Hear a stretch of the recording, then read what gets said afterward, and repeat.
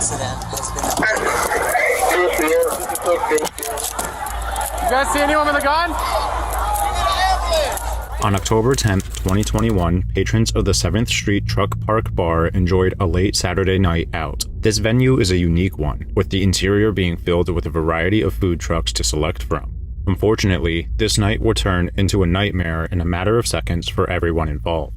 This officer responds to a shooting that just took place inside the bar. He would find a disastrous environment with over a dozen people injured. We have multiple victims here. I can't breathe. I've been shot. Is that an ankle? I can't breathe. Just an ankle? No, it's in the back of my foot.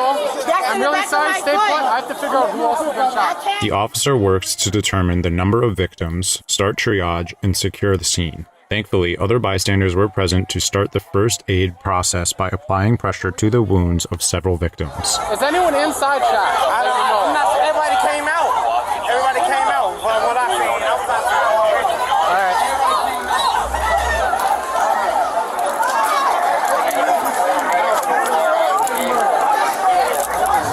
Where's he shot? Let me see it. Right here. Come on. Come on. What do you need? he did not do anything. I know. I'm trying to fucking help him. Get out of the way. Good Samaritans continued to put pressure on the wound using a clean cloth, and thankfully, it was later determined the injury was not life-threatening. Okay, please. My little sister's inside there. Is she okay? What?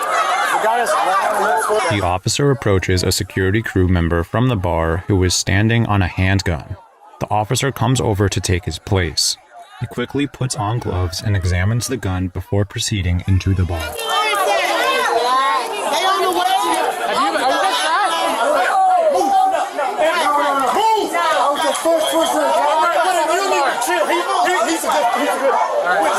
Is anyone inside shot?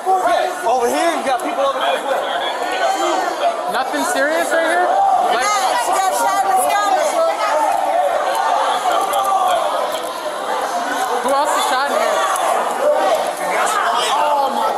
If you don't gotta be here, you need to get the fuck out.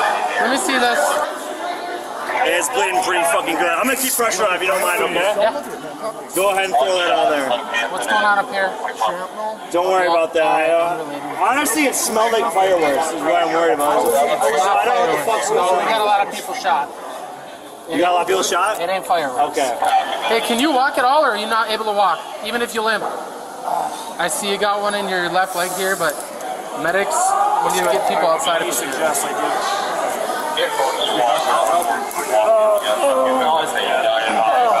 Okay. Just sit down there. Just sit down. Okay. Oh, fuck, it hurts. Okay. Oh, fucking hell. Put your leg up on that. This one. I don't even want to look at it. I'm security. I took my shirt off and gave it to her because she was bleeding. Thank you. Stick around. Oh, yeah. This is all gonna... Numerous actions led to the events that unfolded that night. Correcting the faults in these actions could have prevented this tragedy and the death that came from it. For this video, we will be compiling information gathered not just from police and court documentation, but from news sources that covered the event and the following aftermath.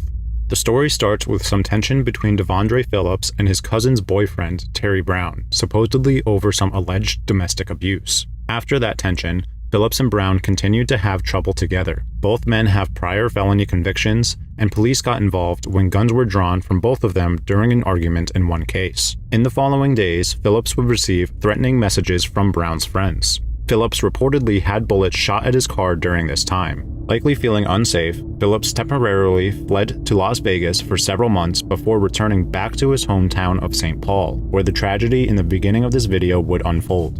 Wanting to enjoy a night out, Phillips decided to head out to the 7th Street Truck Park Bar. At the beginning of the night, Phillips was unarmed, but not for long. Phillips had coincidentally met a friend on his way to the bar. Noting the harassment Phillips had received from Brown, his friend asked if Phillips was armed. After Phillips confirmed he was not, the friend offered to sell him a firearm. In exchange for $600, Phillips received an anonymous loaded handgun. Phillips then tucked the gun into his waistband and proceeded into the bar. When returning to the bar, Phillips would make eye contact with someone else in the bar, none other than Brown himself, along with two of Brown's friends, Alan Walker and Jeffrey Hoffman. These friends and Brown, of course, were the three men who prompted Phillips to evade to Las Vegas. Phillips would eventually make his way to the corner of the bar with his back against the wall. According to the court, Hoffman, Brown's friend, approached Phillips and told him, "Katya, you're dead," to which Phillips would reply, "What's up?" Within 2 seconds after that conversation, Phillips would fire 2 rounds at Hoffman, sending the rest of the bar into a panic. Phillips then walked towards Brown and both exchanged fire, hitting each other along with over a dozen other individuals who were in the crossfire. Tragedy would strike as one of the bullets fired from Brown would enter a young woman's heart, Markeisha Kiki Wiley, killing her almost instantly. A dozen other people were injured, including someone who was shot in the Achilles tendon, 2 others had bullets go through their legs, 2 people shot in the arm, and one, who we saw earlier in this video, would lose an artery. After the altercation, footage captures both patrons and security scrambling to subdue the shooters. Both Phillips and Brown were apprehended at the scene. During the investigation, it was discovered that the gun bought that night and used by Phillips was illegally obtained. The history of the gun traces all the way back to Eagle Pass, Texas. It was purchased by what's called a straw purchaser, or a person who buys guns legally with the intention of selling them to someone illegally, which can be quite lucrative. The seller of the gun often profits hundreds of dollars per gun sold. In this case, Jerome Horton Jr. purchased the weapons from a store called Fleet Farm, a retail store that, among other items, also sells a variety of guns. During the summer and fall before this shooting, Horton bought 33 guns. He would then contact Gabriel Young Duncan to sell those guns to people with criminal histories who otherwise would not be able to purchase a gun on their own. Young Duncan had sold one of those guns to Phillips that night, and it was used in the shooting. The gun that killed Markeisha Kiki Wiley that night, however, was shot by Brown and not Phillips. Of all the injuries incurred that night, Wiley's was the only death.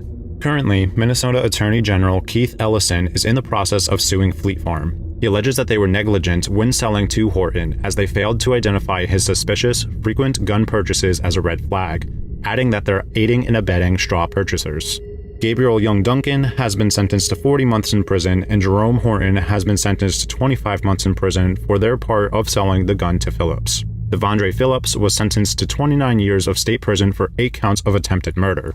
During the impact statement, Beth Wiley, the mother of the woman who was shot and killed in the crossfire from that night, had this to say: "It's clear that night is a joke to Phillips. He has zero remorse and clearly does not care about our daughter being murdered or anyone else injured that night. This is what our family will never be able to forgive." Terry Lorenzo Brown, whose gun killed Beth Wiley's daughter, Kiki, was convicted of murder for her death, along with 5 counts of attempted murder not premeditated. He is awaiting his sentencing, which is scheduled to happen on August 8, 2023.